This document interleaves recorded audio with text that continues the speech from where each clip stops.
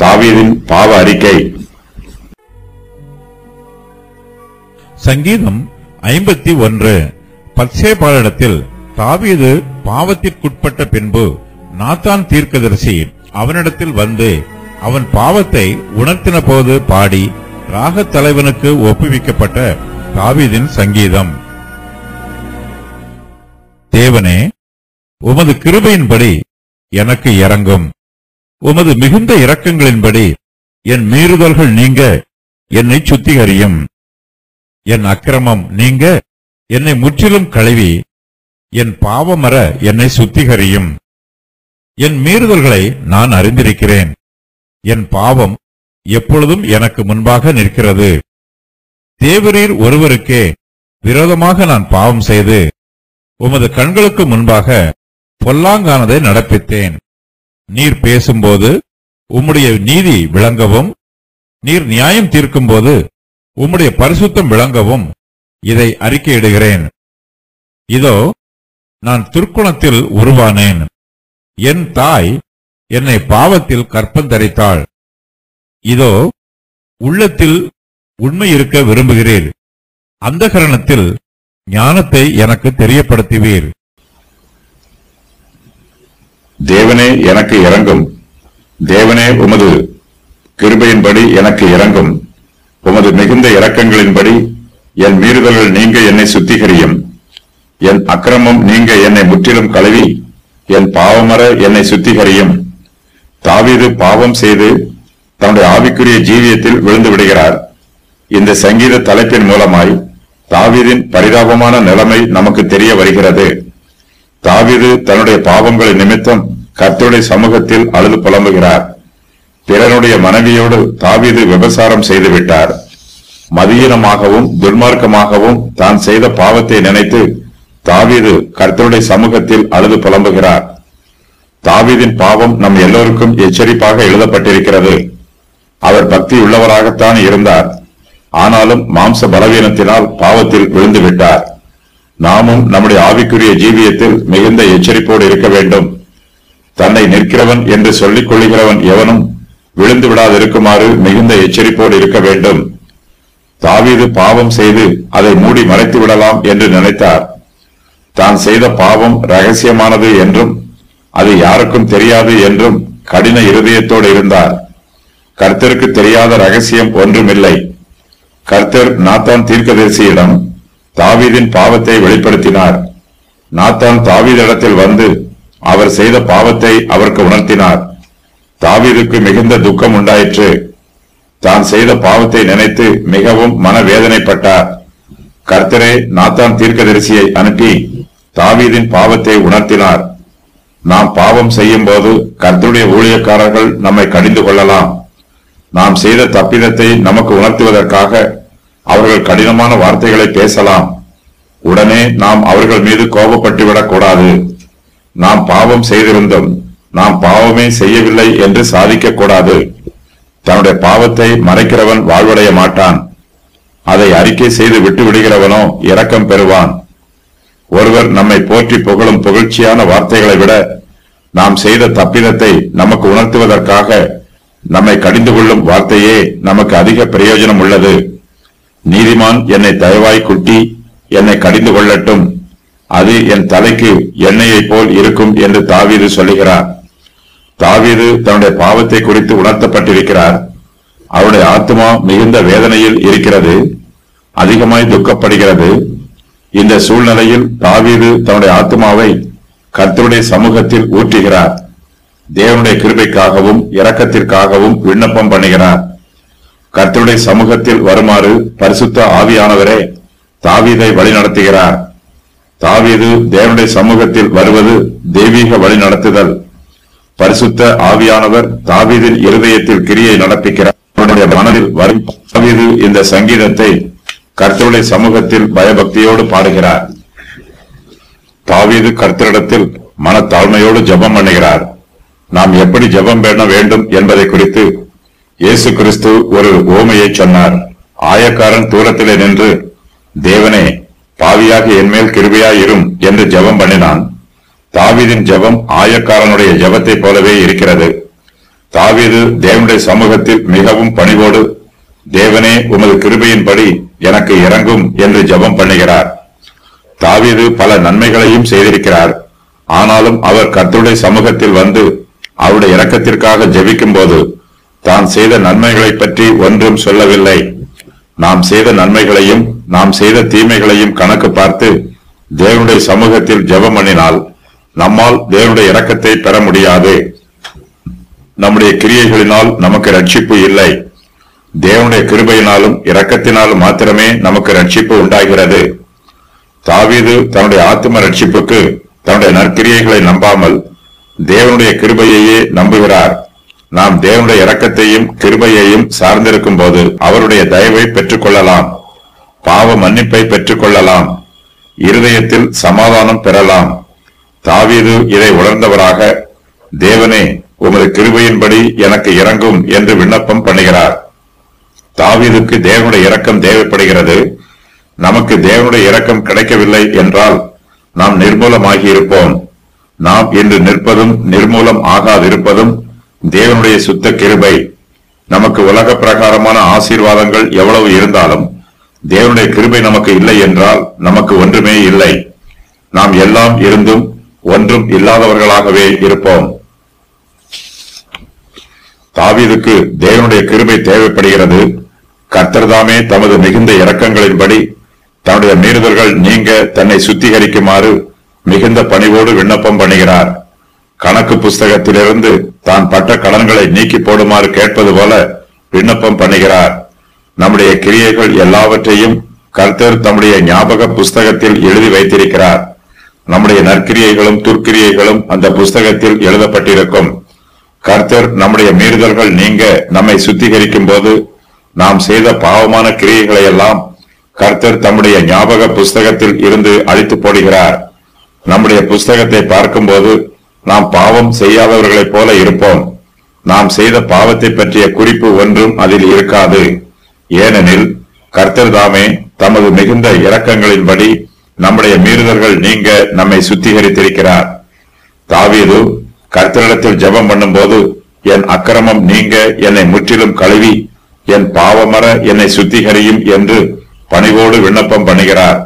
Nathan தாவீதினிடத்தில் வந்து அவர் செய்த பாவங்களை அவருக்கு சொன்னார். அப்போது தாவீது நாத்தானிடத்தில், நான் கர்த்தருக்கு விரோதமாய் பாவம் செய்தேன் என்று சொல்லி தன்னுடைய பாவத்தை அறிக்கை செய்தார். அப்போது நாத்தான் தாவீதை நோக்கி, நீ சாகாதபடிக்கு கர்த்தர் உன் பாவம் நீங்க செய்தார் என்று சொன்னார். தாவீதின் பாவம் நீங்கினாலும் தாவீது இங்கு மறுபடியும் என் அக்கிரமம் நீங்க என்னை முற்றிலும் கழுவும் என்றும் என் பாவமர என்னை சுத்திகரியும் என்றும் விண்ணப்பம் பண்ணுகிறார். கர்த்தர் தாவீதை மன்னித்து விட்டார். ஆனால் தாவீதால் தன்னைத்தானே மன்னித்துக் கொள்ள முடியவில்லை. அவருடைய இருதயத்தில் இன்னும் குற்ற உணர்வு இருக்கிறது. அந்த குற்ற உணர்வை கர்த்தரால் மாத்திரமே நீக்கி போட முடியும். இதற்காகவே தாவீது என் பாவமர என்னை சுத்திகரியும் என்று விண்ணப்பம் பண்ணுகிறார். தாவீது தேவனுடைய இரக்கத்திற்காக ஏறெடுத்த விண்ணப்பங்கள். என்மேல் இரக்கமாய்ப்படி எனக்கு இறங்கும், உமது மிகுந்த இரக்கங்களின்படி என்மேல் கிருபையாயிரும், என் மீறுதல்களை நீக்கிவிடும், என் அக்கிரமம் நீங்க என்னை முற்றிலும் கழுவும், என் பாவமர என்னை சுத்திகரியும், என்னை ஈசோப்பினால் சுத்திகரியும், என்னை கழுவி அருளும், நான் சந்தோஷமும் மகிழ்ச்சியும் கேட்கும்படி செய்யும், என் பாவங்களை பாராதபடிக்கு உமது முகத்தை மறைத்துக் கொள்ளும், என் அக்கிரமங்களை எல்லாம் நீக்கி அருளும், சுத்த இருதயத்தை என்னிலே சிருஷ்டியும், நிலைவரமான ஆவியை என் உள்ளத்திலே புதுப்பியும், உமது சமூகத்தை விட்டு என்னை தள்ளிவிடாதேயும், உமது பரிசுத்த ஆவியை என்னிடத்திலிருந்து எடுத்துக் கொள்ளாமல் இரும், உமது இரட்சணியத்தின் சந்தோஷத்தை திரும்பவும் எனக்கு தாரும், உற்சாகமான ஆவி என்னை தாங்கும்படி செய்யும், இரத்த பழிகளுக்கு என்னை நீங்களாக்கிவிடும், என் உதடுகளை திறந்தருளும், சீயோனுக்கு உமது பிரியத்தின்படி செய்யும், எருசலேமின் மதில்களை கட்டுவீராக. தாவீது தேவனிடம் விண்ணப்பம் செய்ததற்கான காரணங்கள். உமது கிருபையின்படி எனக்கு இறங்கும், உமது மிகுந்த இரக்கங்களின்படி என்னை சுத்திகரியும், என் மீறுதல்களை நான் அறிந்திருக்கிறேன், என் பாவம் எப்பொழுதும் எனக்கு முன்பாக நிற்கிறது, தேவரீர் ஒருவருக்கே விரோதமாக நான் பாவம் செய்தேன், உமது கண்களுக்கு முன்பாக பொல்லாங்கானதை நடப்பித்தேன். உம்முடைய நீதி விளங்க அறிக்கையிடுகிறேன். நியாயம் தீர்க்கும் போது உம்முடைய பரிசுத்தம் விளங்கவும் அறிக்கையிடுகிறேன். நான் துர்க்குணத்தில் உருவானேன். என் தாய் என்னை பாவத்தில் கற்பம் தரித்தாள். உள்ளத்தில் உண்மை இருக்க விரும்புகிறீர். அந்த கரணத்தில் உம்முடைய ஞானத்தை எனக்கு தெரியப்படுத்துவீர். நான் சுத்தமாவேன். அப்பொழுது நான் உறைந்த மலையிலும் வெண்மையாவேன். நான் மகிழ்ச்சியும் சந்தோஷமும் கேட்கும்படி செய்யும். என் பாவங்கள் அக்கிரமங்களை எல்லாம் நீக்கி அருளும். சுத்த இருதயத்தை என்னில் சிருஷ்டிப்பீராக. நிலைவரமான ஆவியை என் உள்ளத்திலே புதுப்பிப்பீராக. நான் தேவனுடைய சமூகத்தை விட்டு செல்லாமல் இருப்பேன். பரிசுத்த ஆவி எனக்குள் இருக்கும்.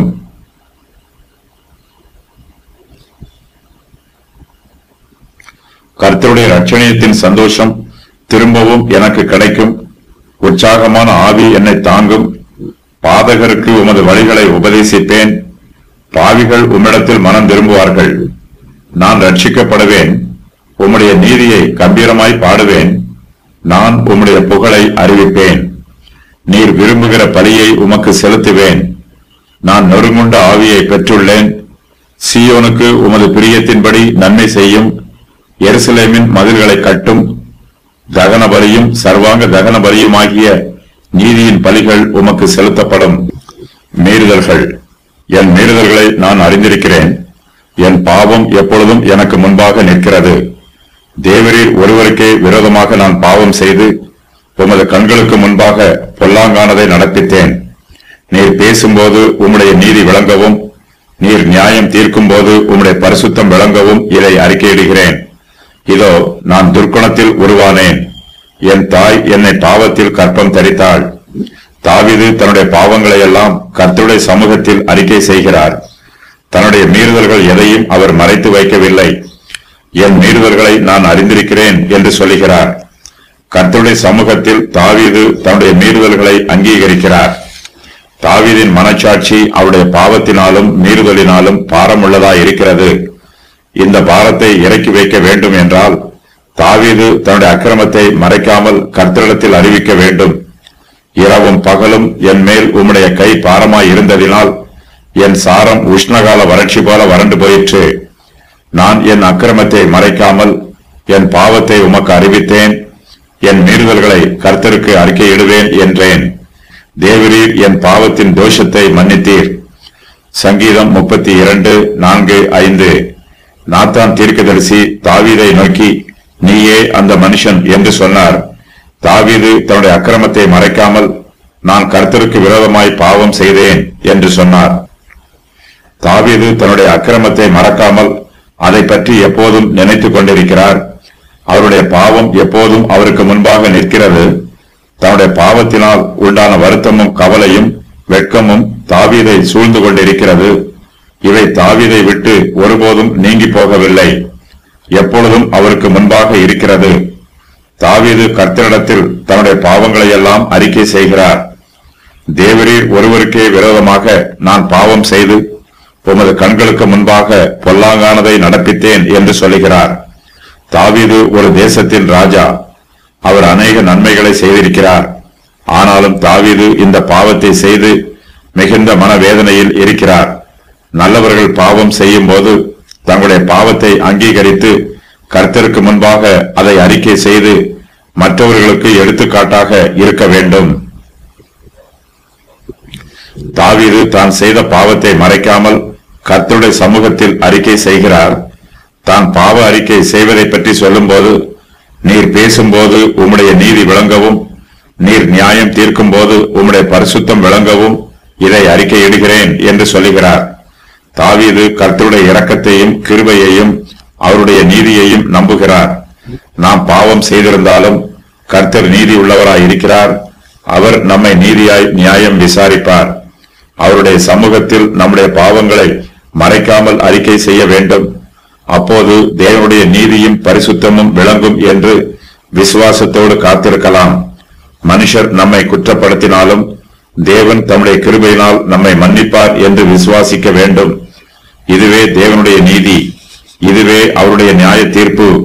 கர்த்தர் நம்முடைய பாவங்களை தம்முடைய கிருபையினால் மன்னிக்கும் போது அவருடைய நீதியும் பரிசுத்தமும் விளங்குகிறது. தாவீது தன்னுடைய ஜென்ம பாவத்தை எல்லாம் கர்த்தரிடத்தில் அறிக்கை செய்கிறார். இதோ நான் துர்க்குணத்தில் உருவானேன் என்று சொல்லுகிறார். தாவீது மற்ற இடங்களில் தன்னுடைய சரீரம் பிரமிக்கத்தக்க அதிசயமாய் உண்டாக்கப்பட்டது என்றுதான் சொல்லி இருக்கிறார். நான் பிரமிக்கத்தக்க அதிசயமாய் உண்டாக்கப்பட்டபடியால் உம்மை துதிப்பேன். உமது கிரியைகள் அதிசயமானவைகள், அது என் ஆத்துமாவுக்கு நன்றாய் தெரியும். நான் ஒளிப்பிடத்திலே உண்டாக்கப்பட்டு பூமியின் தாழ்விடங்களிலே விசித்திர வினோதமாய் உருவாக்கப்பட்ட போது என் எலும்புகள் உமக்கு மறைவாய் இருக்கவில்லை. சங்கீதம் 139:14-15. ஆனால் இங்கோ தான் துர்க்குணத்திலே உருவானதாக சொல்லுகிறார்.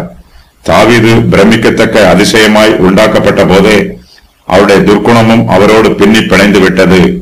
என் தாய் என்னை பாவத்தில் கற்பம் தரித்தாள் என்று சொல்லுகிறார். தாவீது தன்னுடைய தாயின் வயிற்றில் இருக்கும் போதே பாவம் அவரிடத்தில் கலந்து விட்டது. தேவனே நம்மை உருவாக்கியவர். தாவீதைப் போலவே நாமும் துர்க்குணத்தில் உருவாய் இருக்கிறோம். நம்முடைய தாய் நம்மை பாவத்தில் கற்பம் தரித்திருக்கிறாள். கர்த்தரே நம்மை உண்டாக்கியவர். நாம் உண்டாக்கப்படும் போது கர்த்தருடைய கரம் நமக்கு பாவத்தை கொடுத்து விட்டது என்று சொல்லக்கூடாது. தேவனுடைய கரத்தில் இருந்து ஒருபோதும் பாவம் வருவதில்லை. நாம் ஒவ்வொருவரும் நம்முடைய தாயின் வயிற்றில் இருந்து பிறக்கும் போதே பாவ சுபாவத்தோடு பிறக்கிறோம். இந்த உலகத்திற்குள் பிரவேசிக்கும் போதே பாவத்தன்மையோடு பிரவேசிக்கிறோம். நம்முடைய ஜென்ம பரிசுத்தத்தோடு இந்த பாவமும் கலந்து விடுகிறது. வேத பண்டிதர்கள் இந்த பாவத்தை சென்ம பாவம் என்று சொல்லுகிறார்கள். நாம் தேவனுக்கு விரோதமாய் மீறுவதற்கு முன்பாகவே இந்த ஜென்ம பாவம் நமக்குள் இருக்கிறது. இதுவே நம்மை தேவனை விட்டு பிரிக்கிறது, தேவனை விட்டு விலகி போகச் செய்கிறது. உள்ளத்தில் உண்மை. இதோ உள்ளத்தில் உண்மை இருக்க விரும்புகிறேன். அந்த கரணத்தில் ஞானத்தை எனக்கு தெரியப்படுத்துவீர். தாவீது தேவனுடைய கிருபையை அங்கீகரிக்கிறார். கர்த்தர் நம்மீது இரக்கமாகவும் அன்பாகவும் இருக்கிறார். நம்முடைய உள்ளத்தில் உண்மை இருக்க வேண்டும் என்று விரும்புகிறார். நம்முடைய பேச்சிலும் செய்கையிலும் நாம் உண்மை உள்ளவர்களாய் இருக்க வேண்டும். நம்முடைய ஊழியத்தை நாம் உண்மையாய் செய்ய வேண்டும். கர்த்தர் நமக்குள் நல்ல கிரியைகளை நடப்பித்திருக்கிறார். அவற்றை தேவனுடைய நாம மகிமைக்காக நாம் பயன்படுத்த வேண்டும். கர்த்தர் அந்த கரணத்தில் ஞானத்தை நமக்கு தெரியப்படுத்துகிறார். அந்த கரணம் என்பது நமக்குள் இருக்கும் மறைவான பகுதியை குறிப்பிடும். அப்போஸ்தலர் பவுல் இதை உள்ளான மனுஷன் என்று சொல்லுகிறார். நமக்குள் உண்மையும் ஞானமும் இருக்க வேண்டும். இவை இரண்டும் சேர்ந்து ஒரு மனுஷனிடத்தில் காணப்படும் போது அவன் ஒரு நல்ல மனுஷனாக இருப்பான். கர்த்தர் நமக்குள் கிரியை நடப்பிக்க வேண்டும் என்று விரும்புகிறார். கர்த்தர் நம்மிடத்தில் இருந்து எதை எதிர்பார்க்கிறாரோ அதை கர்த்தர் தாமே நமக்குள் செய்து முடிக்கிறார். கர்த்தருடைய கிரியைகள் எல்லாம் ஒழுங்கும் கிரமமுமாய் இருக்கும். அவர் நம்முடைய மனதை புதுப்பிக்கிறார். இதனால் நாம் தேவனுடைய சித்தத்தை அறிந்து கொண்டு அவருக்கு கீழ்ப்படிந்து ஜீவிக்கிறோம். தன்னுடைய இருதயம் தேவனுக்கு முன்பாக சுத்த மனச்சாட்சி உள்ளதாய் இருக்க வேண்டும் என்று தாவீது கருத்தோடு இருக்கிறார். கர்த்தருக்கு முன்பாக தானும் தன்னுடைய மனம் திரும்புதலும் உண்மை உள்ளதாய் இருக்க வேண்டும் என்பது தாவீதின் விருப்பம். தான் உண்மை உள்ளவராய் இருப்பதினால் கர்த்தர் தன்னை தம்மிடத்தில் சேர்த்துக் கொள்வார் என்று தாவீது உறுதியாய் நம்புகிறார். தன்னுடைய அந்த கரணத்தில் கர்த்தர் புதிய காரியங்களை நடப்பிப்பார் என்றும், புதிய சிந்தனைகளை கொடுப்பார் என்றும், புதிய ஞானத்தை வெளிப்படுத்துவார் என்றும் தாவீது நம்பிக்கையோடு இருக்கிறார். உள்ளான மனுஷன் புதுப்பிக்கப்படும் போது நம்முடைய சிந்தையும் செய்கையும் புதிதாய் இருக்கும். பழையது ஒளிந்து போகும், சகலமும் புதிதாகும். தாவீது அந்த கரணத்தின் ஞானத்தை பற்றி சொல்லும் போது அது இருதயத்தில் மறைந்திருக்கிற குணம் என்று சொல்லுகிறார். அழியாத அலங்கரிப்பாய் இருக்கிற சாந்தமும் அமைதலும் உள்ள ஆவியாகிய இருதயத்தில் மறைந்திருக்கிற குணமே உங்களுக்கு அலங்காரமாய் இருக்க கடவது. அதுவே தேவனுடைய பார்வையில் விலையேற பெற்றது. 1 பேதுரு 3:4.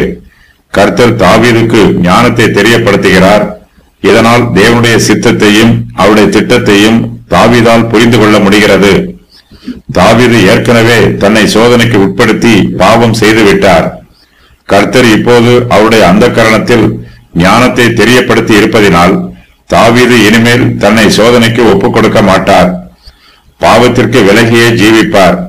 கர்த்தருடைய சித்தத்திற்கும் திட்டத்திற்கும் கீழ்ப்படிந்து நடப்பார்.